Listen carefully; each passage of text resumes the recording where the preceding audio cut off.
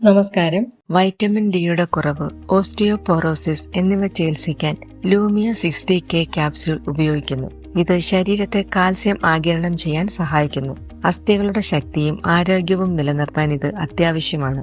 ഭക്ഷണത്തിലൂടെ ആവശ്യത്തിന് calcium ലഭിക്കാതിരിക്കുമ്പോൾ Lumière 60K capsule ഉപയോഗിക്കുന്നു. Sun pharmaceutical industries limited ആണ് ഇന്ത്യയിൽ ഇത് നിർമ്മിച്ച് വിതരണം ചെയ്യുന്നത്. ലൂമിയ 60K ക്യാപ്സ്യൂളിൽ ഉയർന്ന അളവിൽ വൈറ്റമിൻ D3 അഥവാ കോളേകാൽസിഫെറോൾ അടങ്ങിയിട്ടുണ്ട്. ഇത് കൊഴുപ്പ് ലയിക്കുന്ന വൈറ്റമിനാണ്.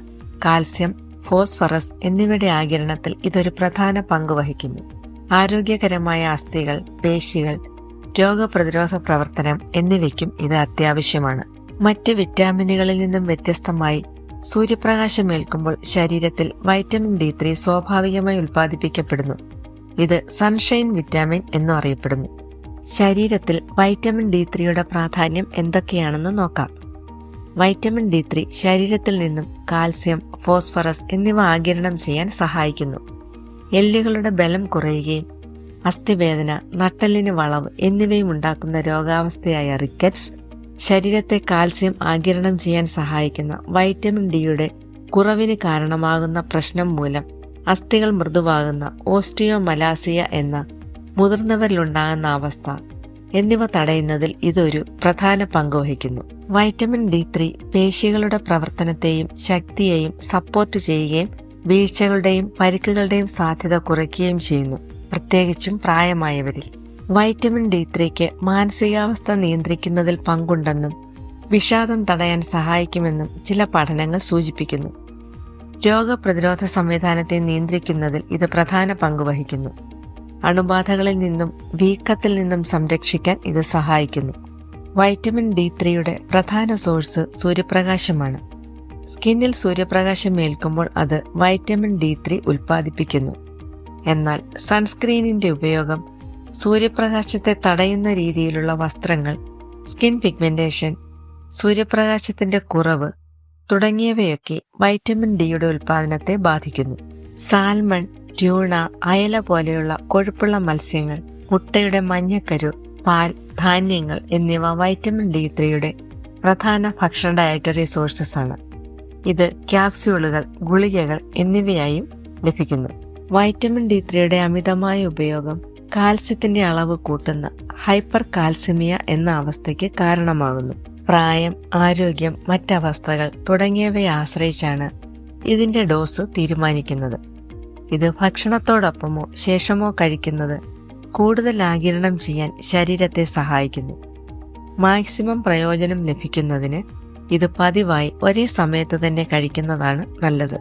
വൈറ്റമിൻ D2 അഥവാ എർഗോകാൽസിഫെറോൾ, D3 അഥവാ കോളേകാൽസിഫെറോൾ എന്നിങ്ങനെ 2 തരത്തിലാണുള്ളത്. കൂൺ പോലെയുള്ള സസ്യങ്ങളാണ് വൈറ്റമിൻ D2വിന്റെ സോഴ്സസ്. ഉറപ്പുള്ള ഭക്ഷണങ്ങളിലും ചില സപ്ലിമെന്റുകളിലും ഇത് ഉപയോഗിക്കുന്നു. സൂര്യപ്രകാശം ശരീരത്തിൽ ഏൽക്കുമ്പോൾ സ്വാഭാവികമായി ഉണ്ടാകുന്ന വൈറ്റമിൻ ഡിയുടെ രൂപമാണ് വൈറ്റമിൻ D3. കൊഴുപ്പുള്ള മത്സ്യം, മുട്ടയുടെ മഞ്ഞക്കരു തുടങ്ങിയ മൃഗങ്ങളെ അടിസ്ഥാനമാക്കിയുള്ള ഭക്ഷണങ്ങളിലും ഇത് കാണപ്പെടുന്നു. ഇവ രണ്ടും വൈറ്റമിൻ ഡിയുടെ കുറവ് പരിഹരിക്കാൻ സഹായിക്കുമെങ്കിലും വൈറ്റമിൻ D3 കൂടുതൽ ഫലപ്രദമാണെന്ന് കണക്കാക്കപ്പെടുന്നു. വൈറ്റമിൻ D3 കൂടുതൽ സ്ഥിരതയുള്ളതും വൈറ്റമിൻ D2വിനേക്കാൾ കാൽസ്യഫെഡിയോളിന്റെ രക്തത്തിലെ അളവ് വർദ്ധിപ്പിക്കാനും കഴിയുന്നു. ഒരു വൈറ്റമിൻ ഡി അനലോഗാണ് കാൽസ്യഫെഡിയോൾ.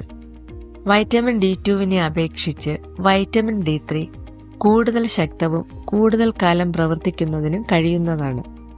ഇവ കാരണം വൈറ്റമിൻ D3 കൂടുതൽ സപ്ലിമെന്റുകൾക്കായി തിരഞ്ഞെടുക്കുന്നു. ഇവ രണ്ടും ഒരേപോലെ മെറ്റബോളിസീകരിക്കപ്പെടുന്നു, ആദ്യം കരളിലും പിന്നീട് വൃക്കകളിലും. ലൂമിയ 60K ക്യാപ്സ്യൂൾ രാത്രിയിലാണോ രാവിലെയാണോ കഴിക്കേണ്ടത്? ഇത് എപ്പോൾ വേണമെങ്കിലും കഴിക്കാവുന്നതാണ്. എന്നാലും ഡോക്ടറുടെ നിർദ്ദേശപ്രകാരം വേണം എപ്പോൾ കഴിക്കണമെന്ന് തീരുമാനിക്കേണ്ടത്. ഇതിന്റെ പ്രധാന പ്രയോജനങ്ങൾ എന്തൊക്കെയാണെന്ന് നോക്കാം. എല്ലിന്റെ ആരോഗ്യം നിലനിർത്തുന്നതിനും രോഗപ്രതിരോധ വ്യവസ്ഥ, തലച്ചോറ്, നെർവസ് സിസ്റ്റം എന്നിവയുടെ ആരോഗ്യത്തെ സപ്പോർട്ട് ചെയ്യുന്നതിനോടുമൊപ്പം ഇൻസുലിന്റെ അളവ് നിയന്ത്രിക്കുകയും ആരോഗ്യകരമായ ഹൃദയത്തിനും രക്തക്കുഴലുകൾക്കും ഇത് പ്രധാനമാണ്. ഇതെങ്ങനെയാണ് കഴിക്കേണ്ടതെന്ന് വെച്ചാൽ, വെള്ളത്തോടൊപ്പം മുഴുവനായി വിഴുങ്ങണം. ചവയ്ക്കുകയോ പൊട്ടിക്കുകയോ ചെയ്യരുത്. ഇതിന്റെ ആഗിരണശേഷി വർദ്ധിപ്പിക്കുന്നതിന് ഭക്ഷണത്തോടൊപ്പം കഴിക്കുന്നതാണ് നല്ലത്. ഇത് ആർക്കൊക്കെയാണ് കഴിക്കാൻ പാടില്ലാത്തതെന്ന് നോക്കാം. കോളേകാൽസിഫെറോളിനോട് അലർജിയുള്ള രോഗികളോ, രക്തത്തിൽ കാൽസ്യത്തിന്റെ അളവ് കൂടുതലുള്ളവരോ, യൂറിനിൽ കാൽസ്യമുള്ളവരോ ഈ ക്യാപ്സ്യൂൾ ഉപയോഗിക്കാൻ പാടില്ല. വൃക്കകളിൽ കല്ലുള്ളവരും മറ്റ് വൃക്കരോഗങ്ങളുള്ളവരും ഇതിന്റെ ഉപയോഗം ഒഴിവാക്കണം. പ്രഗ്നന്റ് ആയ സ്ത്രീകളും ബ്രസ്റ്റ് ഫീഡ് ചെയ്യുന്നവരും ലൂമിയ 60K ക്യാപ്സ്യൂൾ ഉപയോഗിക്കുന്നതിന് മുൻപ് മെഡിക്കൽ അഡ്വൈസ് തേടേണ്ടതാണ്. ഇതൊരു പ്രിസ്ക്രിപ്ഷൻ മെഡിസിനാണ്. ഇത് ഓരോരുത്തർക്കും യോജിച്ചതാണോ എന്നറിയുന്നതിനും കഴിക്കേണ്ട ഡോസ് തീരുമാനിക്കുന്നതിനും ഡോക്ടറെ കാണേണ്ടതാണ്. ഓക്കാനം, ഛർദി, ഭക്ഷണത്തോടൊപ്പം അല്ലാതെ കഴിക്കുമ്പോൾ വയറുവേദന, കോൺസ്റ്റിപ്പേഷൻ, തലവേദന, ഉയർന്ന ഡോസിൽ കഴിക്കുമ്പോൾ വായുടെ ഡ്രൈനസ്, രുചി വ്യത്യാസം, കുട്ടികളിൽ ക്ഷീണം, ഛർദി, വയറിളക്കം തുടങ്ങിയവ ഇതിന്റെ ചില പാർശ്വഫലങ്ങളാണ്. ഇവ സാധാരണയായി ശരീരം മെഡിസിനോട് പൊരുത്തപ്പെടുമ്പോൾ മാറുന്നവയാണെങ്കിലും ഗുരുതരമായാൽ ഡോക്ടറെ കാണേണ്ടതാണ്. മെഡിസിന്റെ ഏതെങ്കിലും ഡോസ് നഷ്ടമായാൽ എത്രയും വേഗം അത് കഴിക്കുക. എന്നാൽ അടുത്ത ഡോസിന് സമയമായാൽ ഡോസ് ഇരട്ടിയാക്കാതെ ആ സമയത്തേക്കുള്ളത് മാത്രം കഴിക്കുക. എല്ലുകൾ പൊട്ടുകയും ദുർബലമാവുകയും ചെയ്യുന്ന അവസ്ഥയാണ് ഓസ്റ്റിയോപൊറോസിസ്. ശരീരം കൂടെ കൂടെ ബോൺ ടിഷ്യൂ ആഗിരണം ചെയ്യുകയും റീപ്ലേസ് ചെയ്യുകയും ചെയ്യുന്നു. അസ്ഥി ഒടിയുന്നതുവരെ പലർക്കും രോഗലക്ഷണങ്ങൾ ഉണ്ടാകില്ല. പ്രായം, സ്കിന്നിന്റെ നിറം, സൂര്യപ്രകാശം, ഭക്ഷണക്രമം, മൊത്തത്തിലുള്ള ആരോഗ്യം തുടങ്ങിയ ഘടകങ്ങളെ അടിസ്ഥാനമാക്കി വൈറ്റമിൻ ഡിയുടെ അളവ് വ്യത്യാസപ്പെടാം. വൈറ്റമിൻ ഡി കൊഴുപ്പ് ലയിക്കുന്നതും ശരീരത്തിൽ സ്റ്റോർ ചെയ്യുന്നതുമായതിനാൽ ഇതിന്റെ അമിതമായ ഉപയോഗം ദോഷം ചെയ്യും. ഇതുമൂലമുണ്ടാകുന്ന ഹൈപ്പർ കാൽസ്യമിയ, ഓക്കാനം, ഛർദി, വൃക്കയിലെ കല്ലുകൾ, ഗുരുതരമായ മറ്റവസ്ഥകൾ എന്നിവയ്ക്ക് ഇടയാക്കുന്നു. 30 ഡിഗ്രി സെൽഷ്യസിൽ താഴെയുള്ള ടെമ്പറേച്ചറിൽ ഈർപ്പമില്ലാത്ത ഉണങ്ങിയ സ്ഥലത്ത് വേണം മെഡിസിൻ സൂക്ഷിക്കേണ്ടത്. ഡോക്ടറുടെ നിർദ്ദേശപ്രകാരം മാത്രം മെഡിസിൻ കഴിക്കുക.